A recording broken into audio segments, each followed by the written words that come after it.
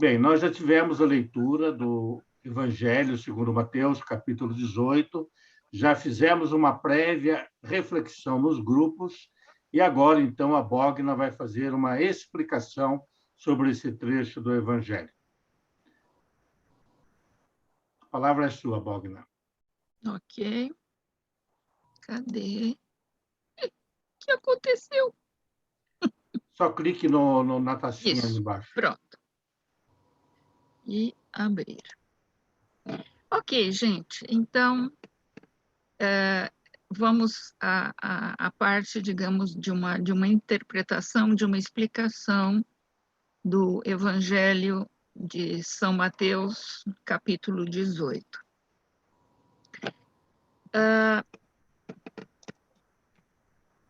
Instante, gente. Começa esse evangelho com uma questão da verdadeira grandeza. Quem é maior do reino dos céus, segundo uma pergunta dos apóstolos? Então, essa questão surgiu por conta do favoritismo de Pedro, manifestado por parte de Jesus nos episódios anteriores, né? Jesus recomenda que se tornem como crianças. A total dependência de Deus é requerida para que se entre no reino. A simplicidade das crianças é especialmente exigida dos apóstolos, que devem liderar a igreja com um espírito de servidão e humildade. Notem que o Senhor não mandou aos apóstolos que tivessem a idade dos meninos, mas que tivessem a sua inocência. Chamou também de meninos todos os crentes, por atenção à fé, por sua atenção à fé. Estes seguem seu pai, amam sua mãe, não sabem querer o mal, desprezam os cuidados dos afãs da vida, não são insolentes, não têm ódio, não mentem, creem no que se lhes diz e têm por verdadeiro o que ouvem. Tal é o sentido literal. Efetivamente, recebe a Cristo aquele que imita a sua humildade e a sua inocência. E o Senhor acrescenta oportunamente, a fim de que os apóstolos não se atribuíssem a si mesmos a honra que se lhes havia dado, que haviam recebido essa honra não por seus méritos, mas pelos de seu mestre. Jesus fala também nessa parábola, nesse evangelho, sobre escândalos. Disse o Senhor que era melhor aquele que escandaliza que se lhe prendesse ao pescoço uma pedra de asno. E o próprio Senhor dá razão nestas palavras: ai do mundo por causa dos escândalos. Entende-se aqui por mundo não os elementos que constituem o mundo, mas os homens que vivem no mundo. Por conseguinte, os discípulos de Cristo não são desse mundo. Por conseguinte, não se pode aplicar a eles o ai do mundo por causa dos escândalos. Porque mesmo que haja muitos escândalos, não tocam aqueles que não são deste mundo. Porém, se alguém está no mundo e ama as coisas do mundo, os escândalos lhe alcançarão em todas aquelas coisas do mundo às quais estiver atado. Daí, eles são inevitáveis. O Senhor, na palavra inevitável, não tira o livre-arbítrio nem nos submete à fatalidade. Não faz mais do que predizer o que inevitavelmente irá acontecer. Indubitavelmente, os escândalos são interdições ao caminho reto, mas a pregação de Cristo induz aos escândalos. Porque a pregação não é causa de escândalo, e quando se prediz, não se faz mais do que com antecipação o que realmente há de acontecer. O Senhor falou assim porque previu que os homens não se corrigiriam. Quem escandalizar uma criança ou pessoa inocente, nisto inclua-se os deficientes mentais, portadores de síndrome de Down, paralisia cerebral, autistas e outros, merece o castigo aplicado aos criminosos gentios da época de Jesus, que se lhe amarre uma pedra pesada ao pescoço e se o atire ao fundo do mar. Este costuma ser o pior castigo dado aos malfeitores daquela época. E não pode existir o bem sem ser combatido pelo mal. Assim, pois, é necessário que venham os escândalos, como é necessário também que nós tenhamos que sofrer a malícia dos espíritos celestiais malignos, que ficam tanto mais irritados, quanto mais se torna forte entre os homens o verbo de Deus, que afasta deles as inspirações malignas. Cada um dos crentes conhece o que lhe é nocivo, o que solicita sua alma e muitas vezes o que atenta. Por isso, é melhor levar uma vida solitária do que, por causa das intimidades da vida presente, perder a vida eterna.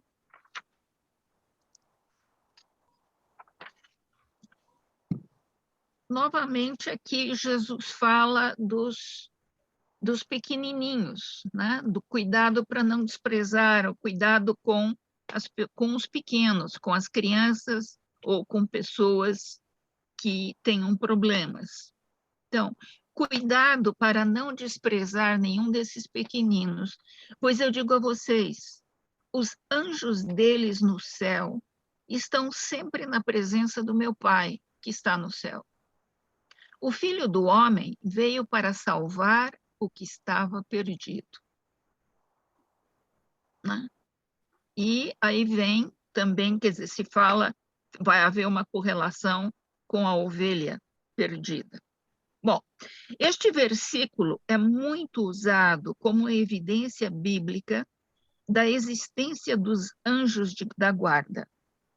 Segundo a SIC 329 e 333, então, segundo o Catecismo da Igreja Católica 336, diz que desde o início até a morte, a vida humana é cercada pela proteção dos anjos e por sua intercessão. Cada fiel é ladeado por um anjo como protetor e pastor para conduzi-lo à vida. Alegoricamente, a ovelha perdida mencionada nesse capítulo representa a humanidade que se extraviou pelo pecado. As 99 que estão nas montanhas são os anjos do céu. Pela encarnação, o Cristo desceu temporariamente da montanha para procurar as almas perdidas dos homens. Isso conforme também o capítulo 15, versículo 24, e Lucas, capítulo 19, versículo 10. Então, pela redenção, ele restaurou os homens na graça e os elevou novamente à companhia dos anjos. Diz o evangelista que deixou as ovelhas nos montes para significar as alturas, porque seguramente as ovelhas que não haviam perecido estavam nos lugares mais altos. Diz São Beda que o Senhor encontrou a ovelha quando restaurou o homem.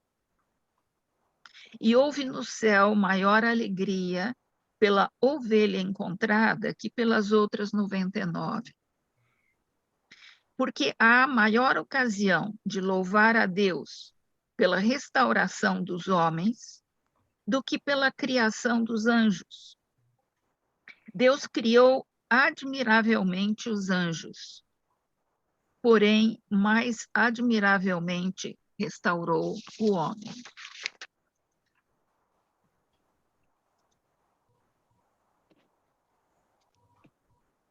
Vamos falar muito sobre perdão de pecados aqui também nesse evangelho. Então, quanto a corrigir algum irmão, né? Se esse irmão pecou só contra ti, vai e corrige-o, e que isso seja feito entre ti e ele só, repreende-o em particular. Se ele persistir no erro e envolver outro neste erro, leve o caso para uma instância superior. Então, pode ser, né, tome contigo 2 ou 3 testemunhas para que a palavra delas decida a questão. Se ele te ouvir, assim, em particular, terás ganho um irmão. Agora, se mesmo assim, apesar das tuas ações, ele não se corrigir, seja excluído do convívio com os outros. Veja o caso de Leonardo Boff. Foi-lhe dada a oportunidade de reconhecer o erro e se reconduzir à igreja, mas não o quis. São João Paulo II deu-lhe muitas oportunidades para reconhecer os seus erros, mas ele recusou. Mas não devemos desistir de reconduzir o irmão que erra ao nosso convívio. Só devemos excluí-lo se mesmo diante de mais 2 pessoas ele não quiser emendar-se. Mas um bom médico não desiste da cura de um enfermo. Esta foi a regra ditada por Jesus. Para os pagãos e gentios, recomendou procurar pela salvação deles e oferecer-lhes a outra face. Se alguém te ferir na face direita, apresenta-lhe também a outra. Manda-nos, porém, censurar os irmãos e deles se desviar se eles houverem errado.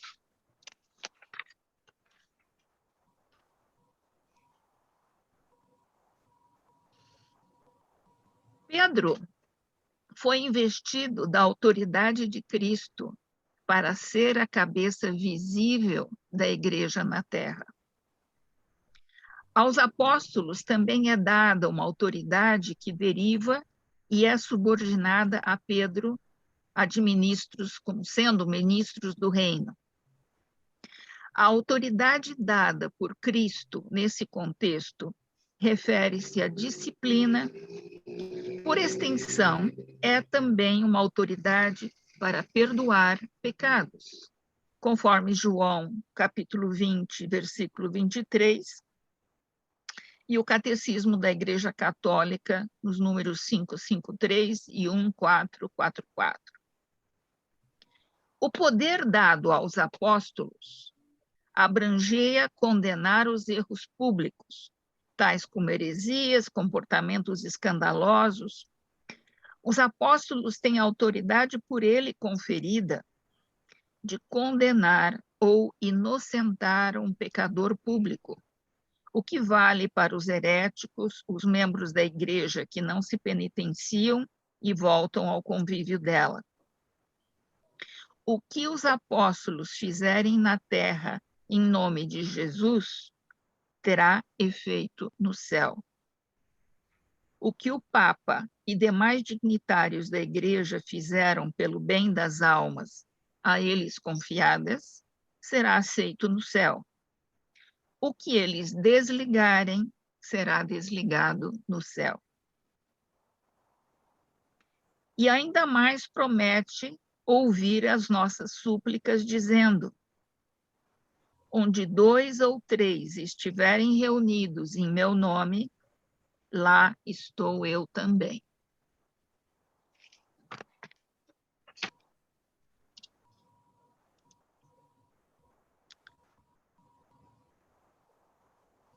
Então, num dado momento, Pedro, aproximando-se dele, disse: Senhor, até quantas vezes pecará meu irmão contra mim e eu lhe perdoarei? Até 7. E Pedro acreditou ter dito algo grandioso. Vede, porém, a contestação de Cristo, amante do homem. Jesus respondeu-lhe: Não te digo que até 7 vezes, mas até 70 vezes 7. Isso não significa um número determinado, de modo que o perdão termine com este número, senão que expressa que deve ser feito sempre e sem interrupção. Dizia Santo Agostinho: ouso dizer que mesmo se ele pecar 78 vezes, perdoa-lhe. Se ele pecar 100 vezes ou mais vezes pecar, perdoa-lhe. Porque se Cristo encontrou 1000 pecadores e mesmo assim a todos perdoou, não deves limitar a misericórdia. Não limitar a misericórdia. Porque disse o apóstolo: perdoando-vos mutuamente, se algum tem razão de queixa contra o outro, assim como o Senhor vos perdoou a vós.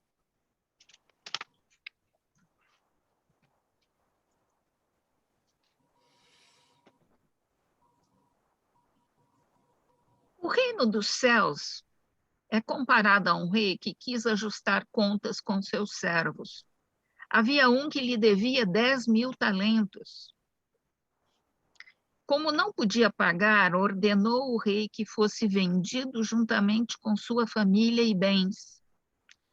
Mas o servo suplicou que lhe fosse dado mais tempo para pagar. Cheio de compaixão, o Senhor perdoou-lhe a dívida. Apenas saiu dali, encontrou um companheiro que lhe devia 100 denários. Apesar das súplicas deste, que não podia pagar, não o perdoou e mandou lançá-lo na prisão. Um talento, uma moeda, equivale a 6.000 denários, moedas de prata. Isto é, 20 anos de salário para um trabalhador. A figura é exagerada, justamente pela ênfase que se propõe. A parábola acentua a misericórdia do rei, Deus no caso, ao perdoar uma dívida incalculável que seria impossível de ser paga pelo servo, o homem. Este servo, a quem foram perdoados 10.000 talentos, não quis perdoar a um servo que lhe devia 100 denários, equivalentes ao pagamento por um dia de trabalho. Este servo lhe devia bem menos que o seu senhor devia ao rei. Estava pedindo-lhe uma prorrogação do prazo para pagar. Os companheiros, leia-se membros da igreja, vendo a atitude do primeiro, vão delatá-lo ao rei, que fica furioso. E chamou-lhe a atenção, dizendo que a ele perdoou 10.000 talentos e este não quis adiar o pagamento de 10 denários. Por isso foi duramente castigado. Vejam que este servo não foi chamado de mau quando o rei lhe perdoou a imensa dívida que tinha para com ele, mas o chamou de mau quando recusou a atender o seu próprio servo. Com essas palavras, explica São João Capistrano que se pedimos perdão pelos muitos pecados que cometemos e fomos atendidos, devemos perdoar a quem nos pede paciência, porque vai levar um tempo para saldar a dívida, ou seja, um pecado menor. O servo que devia 10.000 talentos é o povo judeu, submetido ao decálogo da lei, a quem o Senhor perdoou muitas vezes as dívidas quando em apuros, e fazendo penitência, imploravam por sua misericórdia. Mas assim que saíam bem de suas aflições, não tinham compaixão com ninguém e exigiam com rigor cruel tudo o que se devia a eles, estes publicanos e fariseus. Exigiam dos gentios a circuncisão e as cerimônias da lei, trucidavam os profetas e os apóstolos e lhes traziam a palavra da conciliação. Por isso, o Senhor os entregou aos romanos ou aos espíritos malignos para que os castigassem.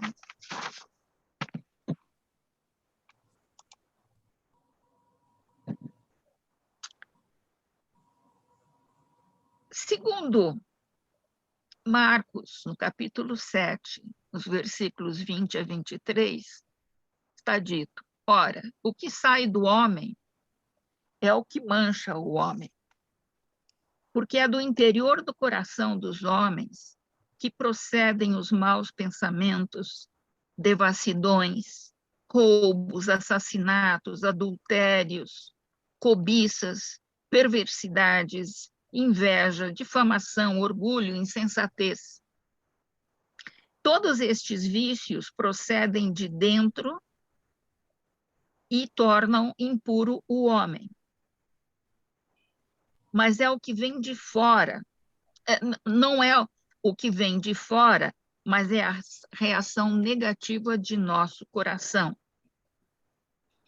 Quando nos sentimos ofendidos por alguém, ficamos magoados, ofendidos.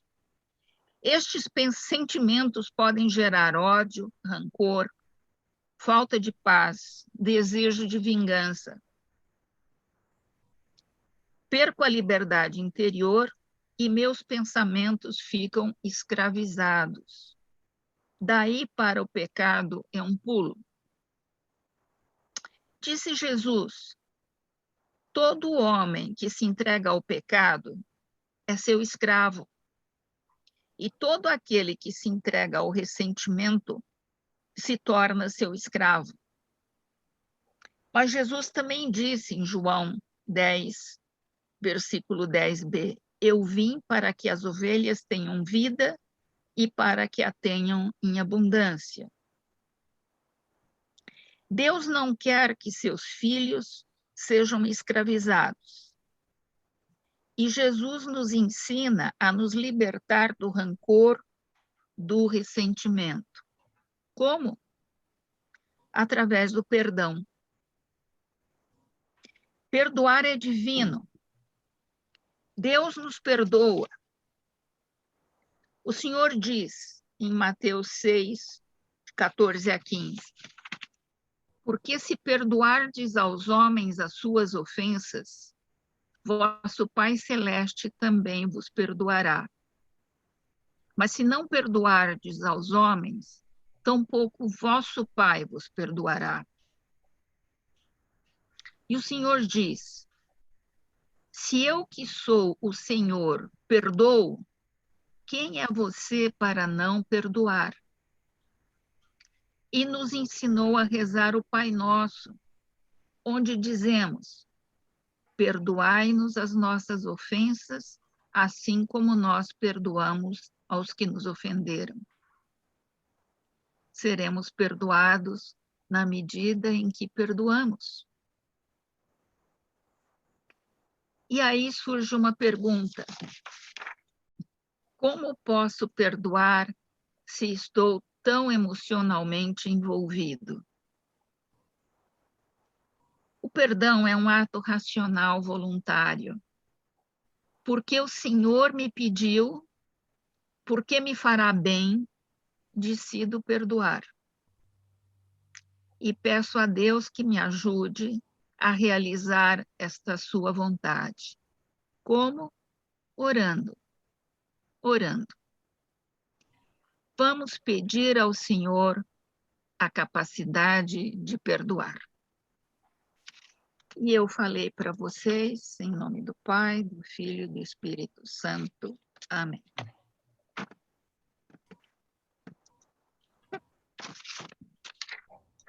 Bem, após então esta reflexão, mais uma vez nós iremos nos reunir nas pequenas salas para avançar no entendimento desta palavra que nos foi proclamada nesta noite.